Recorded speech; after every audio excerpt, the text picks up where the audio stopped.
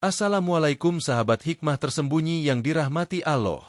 Bayangkan, di tengah kandang kerbau yang pengap, gelap, dan bau kotoran yang menyengat menusuk hidung, seorang wanita tua terlihat terikat pada tiang kayu. Mulutnya tertutup lakban, tubuhnya penuh lumpur, napasnya tersengal. Di sampingnya, seekor kerbau terus mengendus dan melangkah gelisah.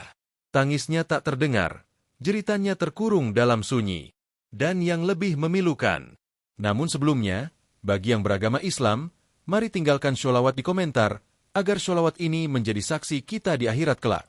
Jangan lupa juga like dan subscribe channel ini untuk membantu menyebarkan dakwah Islam dalam bentuk cerita. Di sebuah desa yang masih hijau dan asri, tinggal seorang pria bernama Pak Haji Karim. Usianya sekitar 55 tahun, penampilannya bersih, selalu memakai baju koko dan peci putih. Rumahnya megah, bertingkat 2, berdiri gagah di antara rumah warga yang sederhana. Warga sering melihatnya salat 5 waktu di masjid, bahkan tak jarang mengisi ceramah di pengajian ibu-ibu.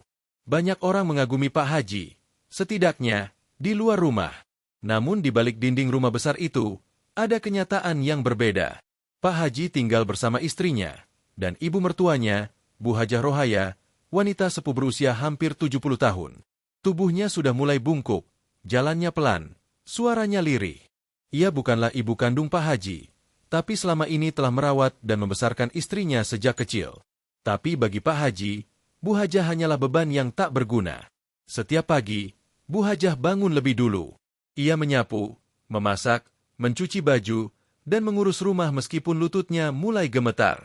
Sementara itu, Pak Haji sering memerintah seenaknya, bahkan memanggilnya seperti pembantu. "Bu, kopinya mana?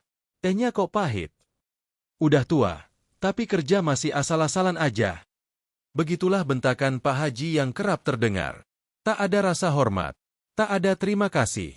Istrinya pun tak banyak bicara. Ia lebih sering diam, takut menyulut emosi suaminya. Suatu siang, ketika panas menyengat dan matahari tepat di atas kepala, Pak Haji baru saja pulang dari kebun belakang rumah. Baju koko putihnya basah oleh keringat, wajahnya merah karena terpapar matahari. Ia masuk rumah sambil menyeka lehernya dengan handuk kecil, duduk di ruang tamu, dan meluruskan kaki. Saat itulah, Bu Hajah datang dengan langkah tergesa. "Pak Haji, maaf ganggu. Ini, baju di ember belum dijemur. Saya harus keluar bentar. Ada urusan ke rumah Bu Minah. Boleh tolong dijemurin dulu sebentar saja? Takut nanti kelamaan, malah bau." Pak Haji mendongak. Matanya menyipit, mulutnya melengkung sinis. "Enak aja kamu nyuruh-nyuruh saya. Saya baru pulang kebun. Panas-panas gini malah disuruh jemur baju. Tolong sebentar aja, Pak Haji. Nanti kalau sore udah terlambat."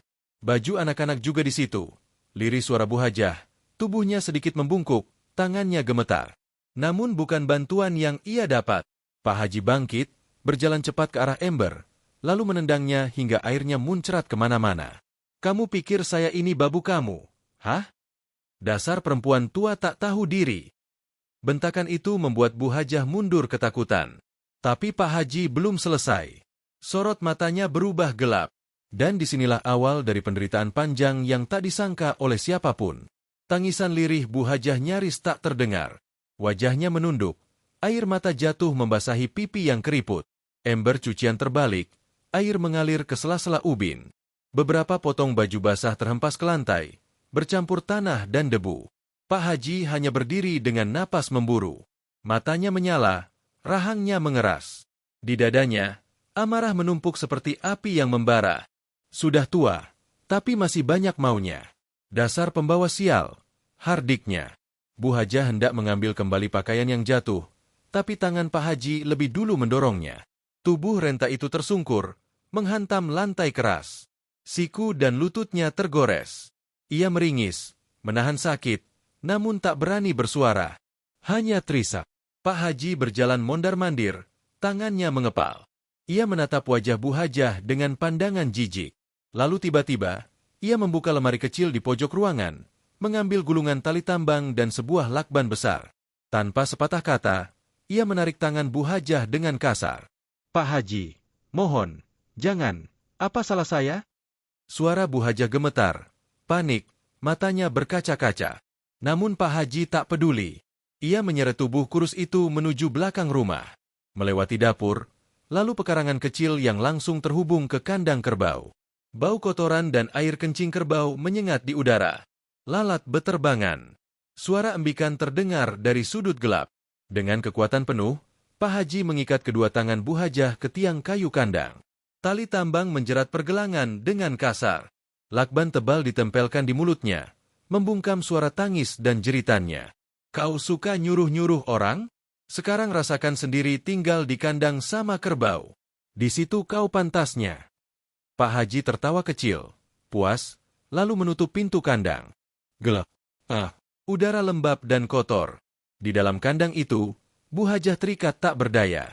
Seekor kerbau jantan berada di ujung kandang. Sesekali mendekat, mengendus tubuhnya. Tapi ia tak bisa bergerak. Tangan dan kakinya terikat. Matanya menatap kosong ke langit-langit bambu yang bocor. Lakban di mulutnya mulai terasa menyakitkan. Tenggorokannya kering. Tubuhnya gemetar. Waktu berlalu. 1 jam. 2 jam. Matahari mulai turun, dan dingin mulai menyusup ke tulangnya. Tubuhnya mulai lemas. Rasa takut berubah jadi kesedihan mendalam. Ia mengingat masa lalu. Saat masih muda, saat membesarkan anak-anaknya, saat memberi makan Pak Haji waktu masih susah dulu. Ya Allah! Batinnya berkata, meski suara itu tak pernah keluar dari mulut. Sementara itu di dalam rumah, Pak Haji kembali duduk dengan tenang, seolah tak terjadi apa-apa. Ia menyalakan kipas angin, menuang teh hangat, dan menghidupkan TV. Wajahnya dingin. Tak ada rasa bersalah. Istrinya bertanya, Bu Hajah kemana? Tadi katanya mau ke rumah Bu Minah. Sudah pergi. Mungkin jalan kaki, jawab Pak Haji santai, padahal hatinya penuh kegelapan. Malam pun tiba. Tak ada satupun yang tahu bahwa di balik tembok belakang rumah itu, seorang wanita tua tengah menggigil kedinginan di kandang hewan. Suaranya dibungkam, tubuhnya diikat, dan nyawanya perlahan-lahan terancam oleh kejamnya manusia yang seharusnya melindunginya. Tapi roda kehidupan tak pernah diam. Apa yang ditanam akan dituai. Dan malam itu, langit mencatat satu dosa besar yang kelak akan dibayar dengan luka yang tak pernah sembuh. Matahari pagi baru saja naik ketika suara embikan kerbau terdengar keras dari arah belakang rumah Pak Haji. Langit cerah, burung-burung mulai bersiul, dan warga sudah mulai beraktivitas. Tapi di satu sudut desa itu, ada satu tempat yang masih menyimpan luka dari malam sebelumnya. Pak Haji baru saja selesai salat subuh di masjid. Ia pulang dengan langkah tenang, memakai sarung dan peci putih. Seperti biasa, beberapa warga menyapanya dengan hormat. Pak Haji, pagi. Masya Allah, rajin banget, Pak Haji. Ia hanya tersenyum singkat, menyembunyikan bangga dalam dada. Tak ada seorang pun yang tahu bahwa beberapa meter dari rumahnya ada seorang wanita tua yang nyaris kehilangan nyawanya. Sementara itu, di sisi lain rumah, seorang pria tua perlahan berjalan tertatih dengan tongkat kayu di tangan. Dialah Pak Mahmud, suami dari Bu Hajah. Sejak semalam ia heran karena istrinya tak pulang-pulang dari rumah Bu Minah. Tapi karena matanya sudah mulai kabur, ia tak bisa keluar malam. Maka pagi itu, ia niatkan memberi makan kerbau seperti biasa, sambil berharap menemukan istrinya. Langkahnya terhenti saat pintu kandang sedikit terbuka dan suara geraman kerbau terdengar tidak biasa. Ia mendorong pintu kayu tua itu perlahan. Dan saat itulah, dunia seakan berhenti berputar. Di hadapannya, tubuh kurus Bu Hajah tergantung di tiang bambu kandang. Kedua tangannya masih terikat kuat. Kainnya kotor, tubuhnya penuh lumpur dan kotoran kerbau. Lakban masih menempel di mulutnya. Wajahnya pucat pasi, dan matanya terpejam rapat. Ia tak bergerak, tak bersuara, hanya tergantung lemas. Ya Allah, Hajah! Pak Mahmud berteriak histeris. Suaranya menggelegar ke seluruh pekarangan. Tongkatnya terjatuh. Dengan sisa tenaga, ia merobek lakban dari mulut sang istri, melepas ikatan tangan dan kakinya yang sudah membiru. Tubuh Bu Hajah ambruk ke pelukannya. Napasnya tipis, sangat tipis, dan kulitnya dingin. Astagfirullah, siapa yang lakukan ini? Pak Mahmud menjerit lagi, kali ini lebih kencang. Suara tangisnya mengguncang pagi yang semula tenang. Warga yang mendengar langsung berdatangan. Beberapa ibu berlari, sebagian laki ikut masuk ke kandang. Seketika, jeritan dan isak meledak dari mulut para tetangga. Allahu Akbar! Bu Hajah, siapa yang tega begini? Ya Allah, ini penyiksaan. Pak Haji mana? Ini rumah dia kan? Sementara beberapa warga membantu mengangkat tubuh lemas Bu Hajah, yang lain berusaha menenangkan Pak Mahmud yang menangis di tanah dengan wajah penuh lumpur dan air mata. Tak lama kemudian, Pak Haji datang dengan wajah datar. Warganya langsung menatapnya tajam. Pak Haji, ini perbuatan siapa? Jangan bilang, ini perbuatanmu. Pak Haji hanya mengangkat alis. Kenapa ribut-ribut di sini? Tatapan sinis warga membuat udara pagi jadi mencekam. Tapi Pak Haji bersikap seolah tak tahu apa-apa. Ia berjalan pelan mendekati kandang, dan pura-pura kaget melihat kerumunan. Namun sorot mata Pak Mahmud tak bisa dibohongi. Ia bangkit pelan, berdiri dengan tubuh gemetar. Kau yang lakukan ini, Karim. Kau, menantu tak tahu diri. Kau ikat istrimu sendiri seperti binatang. Apa kau masih pantas disebut manusia? Suasana menjadi gaduh. Beberapa warga menahan Pak Mahmud yang mulai emosional. Bu Hajah kini sudah dibawa ke rumah warga terdekat untuk dibersihkan dan diberikan air hangat. Namun luka itu bukan luka biasa. Itu luka yang tercipta dari pengkhianatan paling dalam. Dari seseorang yang selama ini memakai topeng kehormatan, namun menyimpan setan dalam dadanya. Dan sejak hari itu, nama Pak Haji Karim tak lagi disebut dengan hormat oleh warga. Aibnya terbuka, dan bisikan kebencian mulai terdengar di balik pintu-pintu rumah desa. Tapi azab belum selesai. Itu baru pembuka. Dan Allah sedang menunggu waktu yang paling tepat untuk membalas semuanya dengan cara yang tak bisa dihindari. Hari itu, langit di desa seperti ikut berduka. Awan gelap menggantung sejak pagi, seakan malu menyaksikan kebiadaban manusia yang selama ini menyembunyikan kejahatan di balik jubah kesalehan. Pak Haji Karim berdiri di teras rumahnya, memandangi kerumunan warga yang masih berkumpul di halaman belakang. Sorot matanya tetap tenang, tapi di balik itu, ada kegelisahan yang mulai tumbuh. Ia tahu, semuanya tak lagi bisa ia tutupi. Di rumah Buarti, hanya beberapa meter dari situ, Bu Hajah sedang dirawat. Tubuhnya masih lemas, wajahnya pucat, dan suara napasnya terdengar berat. Beberapa ibu-ibu membersihkan luka di pergelangan tangan dan kakinya yang bengkak karena tali tambang. Urat-uratnya merah membekas seperti di sayap. Bu Hajah hanya bisa menangis pelan. Bibirnya gemetar, tapi tak mampu berkata. Mungkin karena trauma. Mungkin karena tubuhnya terlalu lelah menanggung semua luka dan penghinaan yang selama ini ia telan dalam diam. Pak Mahmud duduk di sampingnya, memegangi tangan istrinya. Tatapannya kosong, namun sesekali air matanya menetes. Maafkan aku, Hajah, aku tak tahu. Aku tak tahu menantu kita bisa sekejam ini. Sementara itu, di halaman rumah Pak Haji, suasana mulai memanas. Para lelaki berdiri membentuk lingkaran. Di tengah mereka, Pak Haji berdiri dikerumuni banyak tatapan penuh kemarahan. Warga selama ini menghormatimu, Pak Haji. Tapi ini sudah kelewatan, ucap Pak Rohim, tokoh RT setempat. Kau perlakukan mertuamu sendiri seperti binatang. Di kandang kerbau, Pak Haji. Di kandang. Suara itu datang dari Pak Darto, tetangga yang rumahnya persis di seberang. Pak Haji menahan amarah. Apa kalian punya bukti saya yang lakukan semua itu? Jangan main tuduh, katanya sambil berusaha menjaga nada suara. Namun tuduhan itu tak lagi butuh pembuktian. Semua sudah cukup jelas. Tali yang masih tergantung di tiang kandang. Lakban yang ditemukan warga. Suara tangis Bu Hajah yang merekam trauma. Dan kesaksian Pak Mahmud yang menemukan langsung dengan mata kepala sendiri. Bahkan istrinya sendiri, Bu Karsih, yang selama ini diam, kini mulai menangis. Karim, aku tahu kau suka membentak ibu, tapi aku tak pernah sangka, kau sanggup menyiksa beliau seperti ini. Kau bukan lagi suamiku. Ia menangis terisak dan memilih masuk ke kamar, meninggalkan Pak Haji yang mulai ditinggalkan semua orang. Warga sudah tak bisa diam. Beberapa orang mulai menggertak. Kalau bukan karena Pak Mahmud cepat datang, bisa-bisa ibumu sudah mati tergantung di kandang itu. Mana hati nuranimu? Kau pikir dengan peci dan baju koko, kau bisa sembunyi dari dosa? Pak Haji terdiam. Mulutnya terkunci. Bukan karena malu, tapi karena tak pernah menyangka bahwa semuanya akan terbuka secepat ini. Ia menunduk. Namun di dalam hatinya, masih ada ego yang menolak untuk mengakui kesalahan. Warga pun memutuskan satu hal. Pak Haji tidak boleh lagi memimpin kegiatan masjid. Tidak boleh berceramah. Tidak boleh memimpin doa.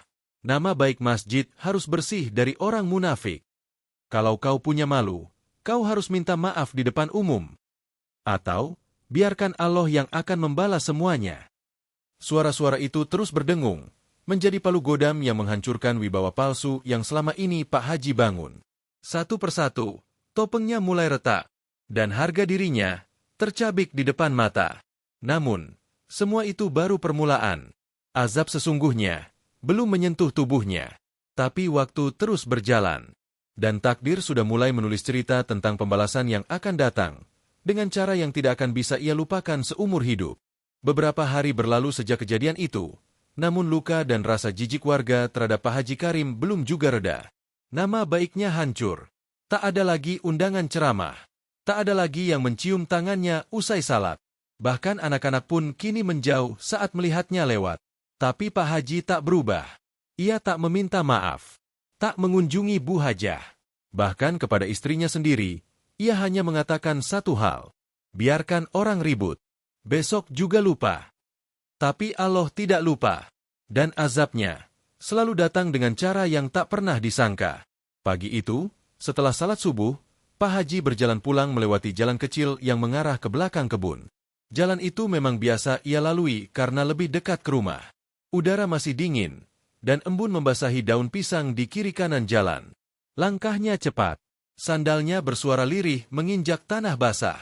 Namun saat melewati tikungan kecil di antara dua pohon bambu, tiba-tiba terdengar suara geraman, rendah, menyeramkan. Pak Haji berhenti. Langkahnya tertahan. Dari balik semak-semak, muncul seekor anjing hitam besar. Matanya merah, bulunya kotor penuh tanah. Napasnya kasar, lidahnya terjulur, dan giginya terlihat tajam. Anjing itu menatap Pak Haji lekat-lekat.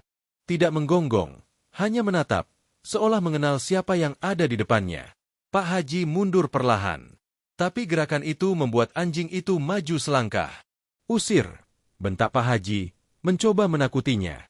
Tapi anjing itu malah semakin dekat. Detik berikutnya, anjing itu melompat ke arah Pak Haji dengan kecepatan mengejutkan. Pak Haji terperanjat, membalikkan badan, dan mulai berlari sekuat tenaga. Nafasnya memburu. Sarungnya terinjak, nyaris membuatnya jatuh. Ia menyeberangi pematang, melewati semak belukar, tubuhnya tergores ranting. Anjing itu mengejarnya. Cepat, menyala keras. Nafasnya panas terasa di punggung Pak Haji. Dan di satu titik, langkah Pak Haji terhenti ketika kakinya tersandung batu besar yang tertutup daun basah. Tubuhnya terlempar ke depan. Duk! Kakinya menghantam keras ujung batu lain yang tersembunyi di balik rumput liar. Aarg! Teriakan itu memecah pagi. Pak Haji terbaring, menggeliat kesakitan. Kakinya berdenyut hebat. Saat ia mencoba bangun, ia sadar, kakinya tidak bisa digerakkan. Ia pegang betisnya, tak terasa. Ia cubit pahanya, tak ada reaksi. Wajahnya panik. Ya Allah, kenapa ini, kaki saya? Anjing itu kini berdiri beberapa meter darinya, hanya menatap, tidak lagi mengejar, tidak menggonggong. Seolah puas melihat mangsanya terkapar tak berdaya. Pak Haji mencoba merangkak, tapi tubuhnya berat. Keringat dingin membanjiri dahi. Kepalanya pusing. Darah mengalir dari lutut dan jari kakinya. Beberapa menit kemudian, dua orang petani lewat dan melihat Pak Haji tergeletak. Pak Haji, ya Allah, kenapa bisa jatuh di sini? Mereka menggotong Pak Haji pulang dengan susah payah. Beberapa tetangga langsung berdatangan. Tapi tak ada yang terlihat khawatir. Tak ada yang terlihat panik. Hanya mata yang menatap dingin. Seperti menonton seseorang memetik buah dari pohon yang ia tanam sendiri. Sore itu, Pak Haji dibawa ke klinik terdekat. Setelah pemeriksaan panjang, dokter hanya bisa menggelengkan kepala. Maaf, Pak Haji, syaraf di kaki kanan Bapak rusak parah. Ini bukan hanya keseleo atau retak. Ini sudah masuk ke bagian saraf utama. Pak Haji terdiam. Berarti, kapan saya bisa jalan lagi? Dokter menunduk sejenak. Mohon maaf. Kemungkinan besar, Bapak tidak akan bisa berjalan seumur hidup. Sejak hari itu, Pak Haji hanya bisa duduk, tak bisa mengangkat kaki. tak bisa pergi ke masjid, tak bisa pergi ke kebun. Semua bergantung pada orang lain. Tapi siapa yang sudi merawat orang yang pernah memperlakukan ibunya seperti binatang? Dan justru di saat itulah, Allah menunjukkan keadilannya dengan cara yang paling memilukan. Hari-hari berlalu, namun luka di kaki Pak Haji Karim tak kunjung membaik. Bahkan sebaliknya, rasa nyeri yang dulu menyiksa kini berubah jadi rasa dingin tanpa rasa. Kosong. Seperti tak ada lagi nyawa di sana. Ia hanya bisa duduk di kursi rotan tuanya, menatap keluar jendela dengan sorot mata kosong. Kedua kakinya tergeletak lemas. Tak bisa digerakkan sedikit pun. Sarungnya selalu disampirkan menutupi paha dan betis, seolah ingin menyembunyikan aib yang Allah timpakan padanya. Sesekali, ia mencoba mencubit pahanya, berharap ada rasa. Namun yang ia temukan hanya kekecewaan. Kakinya seperti bukan miliknya lagi. Tak ada lagi suara sandal Pak Haji yang biasa terdengar saat ia keluar rumah pagi-pagi menuju masjid. Tak ada lagi suara tegasnya memimpin doa selepas pengajian. Kini, yang terdengar hanyalah suara jam dinding, angin yang menerpa tirai jendela, dan sesekali rintihan lirih dari mulutnya sendiri. Rasa malu menghantam jiwanya lebih keras daripada sakit fisik. Semua warga tahu. Semua warga melihat. Dan yang paling menyakitkan, tak satu pun dari mereka yang datang menjenguk. Bahkan anak-anak kecil yang dulu ia berikan uang jajan pun kini menolak mendekat. Pak Haji jahat, bisik seorang bocah kepada temannya saat melihat dari pagar rumah. Sang istri, Bu Karsih, hanya menemaninya sekadarnya. Ia tak lagi menaruh hormat, apalagi cinta. Yang tersisa hanya tanggung jawab sebagai istri dan rasa kasihan yang nyaris habis. Setiap kali Pak Haji hendak makan atau buang air, ia harus memanggil. Kadang istrinya pura-pura tidak mendengar. Kadang sengaja membiarkan beberapa menit berlalu, agar suaminya merasakan bagaimana rasanya ditinggal dan diabaikan. Namun di balik semua itu, ada satu sosok yang tak disangka-sangka kembali hadir. Bu Hajah, wanita tua yang dulu diseret, diikat, dan dibungkam di kandang kerbau. Kini datang dengan langkah pelan, membawa segelas air hangat dan semangkuk bubur. Ibu. Pak Haji terpaku. Bibirnya bergetar. Bu Hajah duduk di kursi rotan sebelahnya. Wajahnya sudah sedikit lebih cerah, meski tubuhnya masih lemah. Ia meletakkan bubur itu di atas meja kecil, lalu menyuapkan perlahan ke mulut menantunya. Masih panas. Pelan-pelan makannya. Pak Haji tak bisa berkata. Air matanya mengalir. Wajahnya menunduk dalam-dalam. Kenapa? Kenapa ibu? Masih mau rawat saya?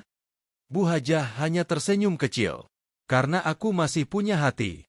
Dan karena Allah mengajarkan, kalau dibalas kejahatan dengan kejahatan, maka takkan ada lagi cinta di dunia ini. Pak Haji menangis. Tangis lirih, yang tak bisa disembunyikan. Tangis seorang pria yang hancur, bukan karena kaki yang lumpuh, tapi karena hatinya kini dihantam kenyataan paling pahit. Orang yang ia siksa, justru yang kini menghapuskan lep keluhannya. Hari-hari berikutnya, Bu Hajah perlahan mulai merawat Pak Haji seperti anak sendiri. Ia menyiapkan makanan, membersihkan tubuhnya, bahkan memandikan bila perlu. Namun setiap suap, setiap sentuhan, terasa seperti cambuk di hati Pak Haji. Karena setiap kebaikan itu adalah pengingat betapa ia pernah begitu kejam. Ia hanya bisa menangis saat sendirian, menatap kedua kakinya yang mati, dan bertanya dalam hati, apakah ini balasan Allah? Apakah ini yang pantas aku terima? Namun tak ada lagi yang bisa ia lakukan, selain duduk, diam, dan menerima bahwa azab Allah tak pernah salah sasaran. Sejak pagi, suara sendok beradu dengan mangkuk kecil terdengar dari dapur rumah Pak Haji Karim. Aroma sayur bayam dan nasi lembek perlahan memenuhi ruangan. Di tengah rumah besar yang dulu terasa megah dan penuh kuasa, kini hanya ada sepasang tangan tua yang mengurus semuanya. Bu Hajah, wanita renta yang beberapa pekan lalu disiksa dan dihinakan, kini kembali ke rumah yang sama. Bukan untuk balas dendam, bukan untuk mengadukan luka, tapi untuk sesuatu yang lebih mulia dari semua itu, merawat orang yang pernah menyakitinya. Setiap pagi, Bu Hajah memandikan Pak Haji dengan air hangat. Tangannya yang mulai keriput menggosok tubuh menantunya yang lemas tanpa daya. Ia mengelap punggung, membalurkan minyak kayu putih di kakinya yang mati rasa, lalu mengganti sarungnya dengan hati-hati. Pak Haji hanya bisa menatap kosong ke langit-langit. Sesekali, Ia menangis tanpa suara. Kadang suaranya tercekat di tenggorokan, ingin meminta maaf, namun lidahnya kaku. Ego dalam dirinya masih bertarung dengan rasa malu yang menghantam tanpa ampun. Setiap suapan bubur yang disuapkan Bu Hajah membuat dada Pak Haji terasa sesak. Setiap senyuman yang diberikan ibu mertuanya membuat hatinya ingin runtuh. Ibu. Suatu malam, di sela suara jangkrik dan lampu kamar yang redup, Pak Haji akhirnya bersuara. Bu Hajah berhenti menyuapkannya air. Ia menoleh perlahan. Iya, Nak. Suara itu, panggilan itu. Nak. Setelah semua yang ia lakukan, Bu Hajah masih memanggilnya dengan sebutan penuh kasih. Pak Haji menunduk. Kedua matanya basah. Lidahnya bergetar. Tapi tetap, tak satu pun kata maaf keluar dari mulutnya. Hanya Ishak. Ishak seorang lelaki yang kini tak lagi punya apa-apa selain rasa menyesal. Beberapa malam berikutnya, Pak Haji mulai sulit tidur. Tubuhnya semakin kurus. Matanya cekung. Ia sering mengigau.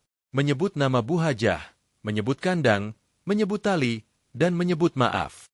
Kadang Bu Hajah bangun tengah malam hanya untuk membetulkan selimutnya, mengelap keringat dingin di dahinya, dan membacakan surat pendek di telinganya agar ia tenang.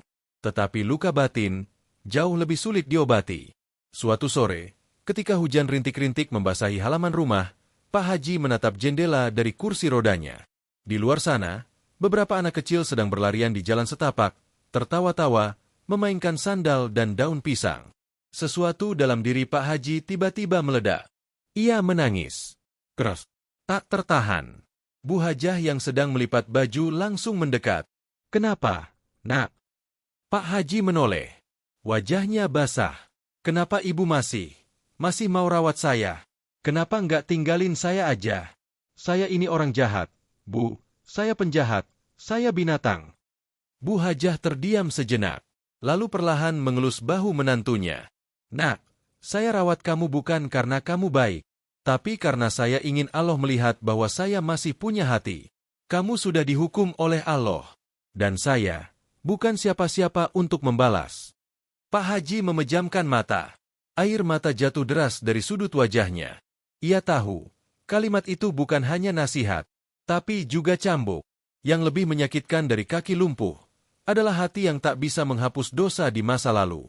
Dan sejak hari itu, Pak Haji hanya diam, lebih banyak merenung, dan mulai membaca sholawat pelan-pelan setiap malam, di atas sajadah yang dibentangkan oleh tangan yang dulu ia sakiti. Pagi itu, langit mendung menaungi desa kecil di kaki bukit. Angin bertiup pelan, seperti membawa bisikan takdir yang tak bisa dihindari. Di rumah Pak Haji Karim, suasana terasa lebih sepi dari biasanya. Tidak ada suara sendok dari dapur. Tidak ada aroma teh hangat. Tidak ada suara langkah kaki kecil dari seorang wanita tua yang selama ini mengurus semuanya dengan sabar. Pak Haji membuka mata di tempat tidurnya. Ia merasakan ada yang berbeda. Biasanya, Bu Hajah sudah ada di sampingnya, menyuapi, membersihkan badannya.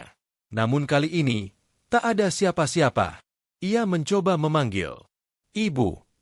Tak ada jawaban. Sekali lagi, suaranya lebih keras, "Ibu." Pintu kamar terbuka. Bu Karsih masuk. Wajahnya sembab, matanya merah. Ia membawa baki kecil berisi air putih dan bubur, tapi langkahnya pelan dan berat. Pak Haji menatap istrinya, penuh tanya, "Mana ibu?" Bu Karsih terdiam. Ia meletakkan baki itu di meja, lalu duduk di pinggir ranjang. "Pak Haji, tadi subuh, ibu pingsan di dapur.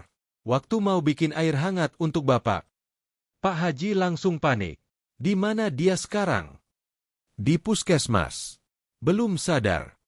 Wajah Pak Haji pucat. Matanya berkaca-kaca. "Ibu." Suara itu keluar begitu lirih, seperti sepotong napas yang tercekat di tenggorokan. Tak lama berselang, kabar datang. Bu Hajah menghembuskan napas terakhirnya sebelum matahari benar-benar naik. Penyebabnya, kelelahan, tekanan batin, dan tubuh yang tak lagi kuat menahan semuanya. Saat jenazah Bu Hajah dibawa pulang, Pak Haji hanya bisa duduk di kursi rodanya. Ia menatap kain putih yang membungkus tubuh wanita yang pernah ia ikat seperti binatang, yang ia lempar ke kandang penuh kotoran, yang ia hina, ia dorong, ia bungkam. Kini, wanita itu terdiam dalam tenang, tak akan lagi membasuh tubuhnya. Tak akan lagi menyuapkan bubur ke mulutnya. Tak akan lagi memanggilnya dengan Nak. Tangisan Pak Haji pecah seperti bendungan jebol. Ia meraung. Ia mengguncang kursi rodanya. Ia menampar dadanya sendiri. Ibu! Maafkan aku, Ibu. Aku durhaka. Aku hina. Aku kejam. Kenapa bukan aku yang mati duluan? Tetangga yang hadir hanya bisa menangis. Tak ada satupun yang bisa menenangkan. Karena mereka tahu, azab Allah sudah nyata. Dan yang sedang Pak Haji rasakan saat ini adalah siksaan paling berat, penyesalan yang datang terlambat. Jenazah Bu Hajah dimakamkan sore itu juga. Langit berubah mendung. Angin membawa bau tanah basah. Warga menunduk hening, sementara Pak Haji hanya bisa melihat dari kejauhan. Tak sanggup ikut ke pemakaman. Tak mampu berjalan. Tak sanggup mengangkat tangan untuk menabur doa. Ia hanya bisa menangis dalam diam. Air matanya jatuh, membasahi tangannya yang gemetar. Tubuhnya lemah, imannya rapuh, dan hidupnya kini hanya dihantui satu bayangan.